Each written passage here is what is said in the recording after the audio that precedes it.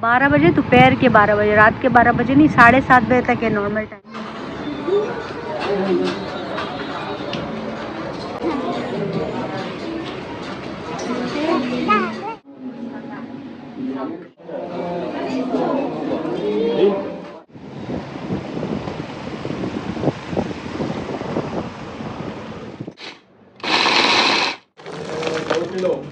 दो किलो अगर से मतलब कम हुआ ना तो फिर और डाल। ये तो इसको चम्मच से हिलाना पड़ेगा। Everybody's not in their house. अस्सलाम वालेकुम, हेलो एवरीवन, कैसे हैं आप सब लोग। आई होप आप लोग अच्छे होंगे। तो आइए शुरू करते हैं आज का ब्लॉग। आज का ब्लॉग मैं शाम से स्टार्ट कर रही हूँ। तो अभी 8 बजने वाले हैं और हम लोग पहुँच गए सतवा। मेरा जो ड्राइविंग लाइसेंस है उसको रिन्यू करना है, तो उसके लिए पहले हमें आई टेस्ट करना है। और आई टेस्ट करने के बाद में सिर्फ आपने अपनी एमरेस ID लेनी है और कोई भी RTA के कियोस्क में जाके आप वहाँ से अपना ड्राइविंग लाइसेंस प्रिंट कर सकते हैं। तो आज हम लोग यहाँ से आई टेस्ट करा लेंगे। आई टेस्ट आपने वहाँ से कराना है जो RTA अप्रूव्ड हो। तो ये जो सेंटर है ये RTA अप्रूव्ड है। तो जब यहाँ से आई टेस्ट हो जाएगा तो ऑटोमेटिकली RTA के सिस्टम में हमारा जो आई टेस्ट है वो शो करेगा। आई टेस्ट की जो फ़ीस स्टार्ट होती है वो 130 दिरहम से लेके 180 दिरहम तक है। वो डिपेंड करता है कि आप कौन से एरिया में जा रहे हो, क्योंकि हर एरिया की फ़ीस डिफरेंट होती है। तो हम लोग बस सतवा डायरेक्ट चले गए थे और पहली शॉप में जाके हमने जब पूछा था तो उन्होंने बोला कि उनकी जो आई टेस्ट की फ़ीस है वो 140 दिरहम है। तो हमने बोला ठीक है, चलो यहाँ से ही करा लेते हैं। आई टेस्ट करा के जैसे ही बाहर निकले सामने ही बबल टी शॉप थी। तो बच्चे ज़िद करने लगे कि उनको बोबा टी चाहिए।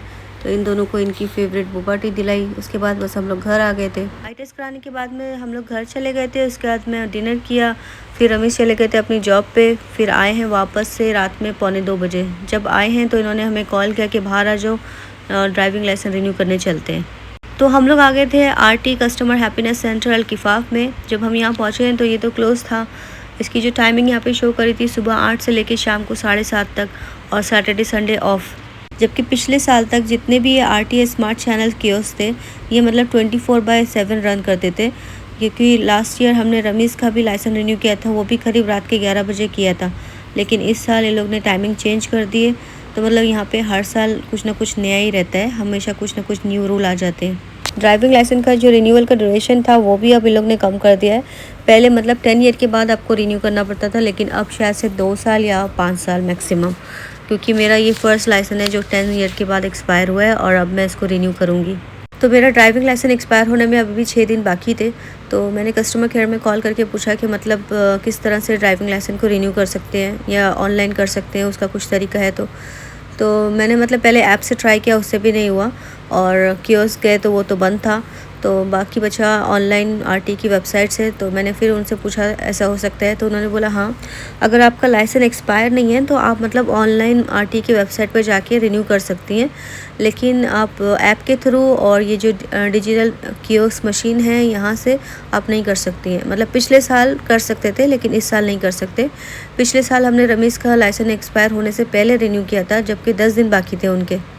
तो फ़िलहाल मेरा RTA ड्राइविंग लाइसेंस रिन्यूअल जो है बीच में अटक गया है।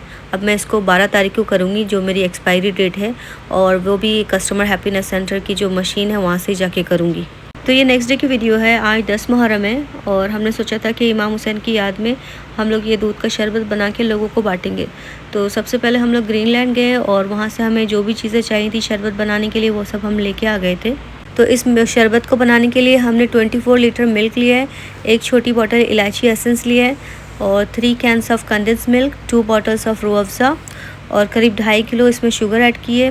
साथ में इसमें ऐड किया है तुक मलंगा और क्योरा वाटर, और बाकी लास्ट में हम इसमें ऐड करेंगे आइस और पानी। तो बस हमने इसमें धीरे धीरे करके सारी चीज़ें ऐड कर दी हैं और शुगर को भी हम इस तरह से मिक्स करते जा रहे हैं। दुबई में रहते हुए इतने साल हो गए हैं, लेकिन आज से पहले हमने मतलब इतना सारा शरबत कभी भी बना के लोगों को नहीं बांटा।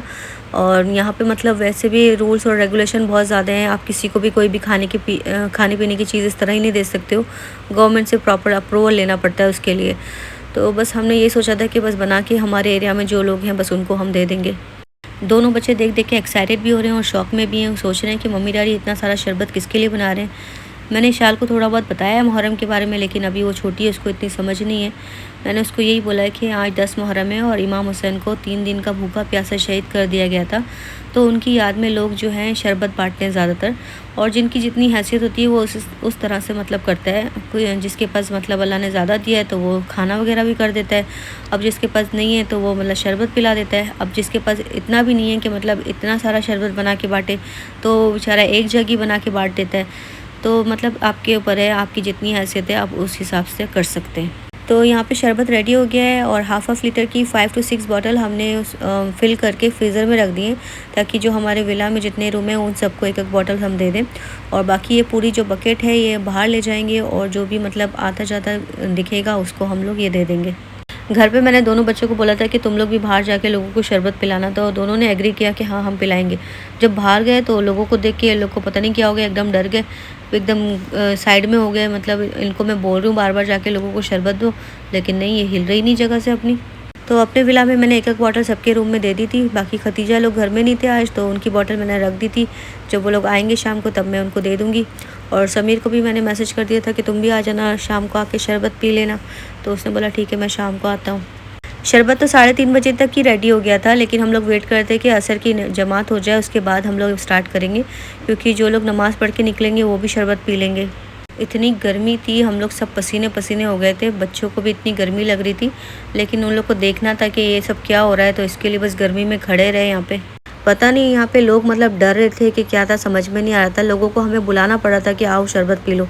मैं रमीज़ को बोली थी कि अगर इंडिया पाकिस्तान होता तो ये 5 मिनट के अंदर पूरी बकेट ख़त्म हो जाती और उल्टा कम पड़ जाती और इतना रश अलग लग जाता। ये जो बाबा हैं ये बच्चों को बोल रहे थे कि तुम लोग भी लोगों को शरबत दो, लेकिन ये लोग जगह से हिल रहे नहीं थे। पता नहीं लोगों को क्या हो गया, देख के एकदम डर गए, पता नहीं क्या हुआ है। हमारे घर के सामने तो बहुत ज़्यादा धूप पड़ी थी और फिर रमीज़ ने बोला कि सामने रख लेते हैं, वहाँ पे थोड़ी छाँव है, तो फिर हम लोग वहाँ पे आ गए। और यहाँ पे कंस्ट्रक्शन का काम भी चल रहा था, तो मैंने रमीज़ को बोला लेबर्स भी होंगे उनको भी जाके पिला दिए। तो उन लोग को भी हम लोग बार बार बुला रहे थे, लेकिन वो लोग आ ही रहे नहीं थे।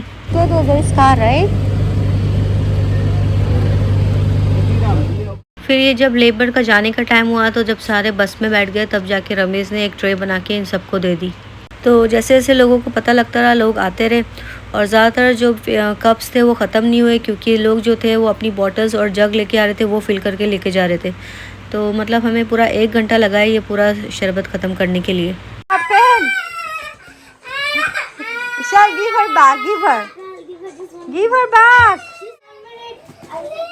करीब 8 बजे समीर भी आ गया था, तो उसको भी मैंने शरबत दे दिया था। उसके बाद बस अभी समीर बोला था कि उसको नेस्टो से कुछ शॉपिंग करनी है, तो फिर हम लोग उसके साथ जा रहे थे। और जैसे हम लोग घर से बाहर निकले तो हमारे एरिया में और भी कोई लोग शरबत बांट रहे थे, तो हमें भी मिल गया था। तो बस उसने जो भी शॉपिंग करनी थी वो कर ली थी। उसके बाद हमें हमारे घर के पास ड्रॉप कर दिया था, और बस यहाँ से हम लोग वॉक करते हुए घर जाएंगे।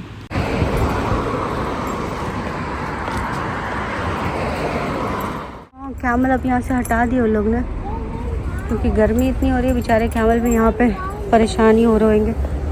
2 ही तो थे सिर्फ, वो भी निकाल दिए। Come on let's go. हमारे घर में ना 2 छिपकली आ गई हैं अभी हमने दरवाज़ा बंद किया ना, तो डोर के पीछे है। तो रमेश बोल रहे हैं ना ये अंडा लो, अंडे से भागती हैं, तो इसमें से अंडे की जर्दी निकाल लेंगे। एग तो अंडे की जर्दी निकाल के इसको मतलब कहीं टांगना पड़ेगा, ताकि इसको देख के वो भाग जाए। अंडे को तोड़ने के लिए रमीज़ ने कम से कम 10 से 15 मिनट लगाए होंगे, क्योंकि वो इतना स्लो इतना प्यार से अंडे को तोड़ रहे थे कि पता नहीं अंडा उनका चूरा चूरा हो जाना था। तो फिर मैंने उनको बोला कि आप पहला वाला तोड़ लें, उसके बाद मैं बाकी के जो अंडे हैं ना वो मैं तोड़ लूँगी, क्योंकि टोटल हमने 3 अंडे तोड़ने थे। तो रमीज़ ने पहला वाला अंडा तोड़ लिया था और उसको उस तरह से बना लिया था। और ये जो कुल्फ़ी स्टिक थी उसको काट के इस तरह से धागे में बांध के अंडे के अंदर डाल दी थी, ताकि ये इस तरह हैंग हो जाए। तो बाकी का दूसरा और तीसरा अंडा भी मैंने इस तरह से बनाया था, लेकिन वो सिर्फ मैंने 1 मिनट के अंदर ही तोड़ लिया था। तो एक अंडा जो है वो हमने किचन में हैंग किया था, और बाकी के जो 2 थे वो हमने अपने रूम के अंदर लगाए थे, क्योंकि आई ये है ना किचन से आई हैं दोनों, क्योंकि यहाँ पे पहले ऊपर रहती थी। तो 2 अंदर लगाएंगे और एक किचन में। किसी पे भी बांध दे।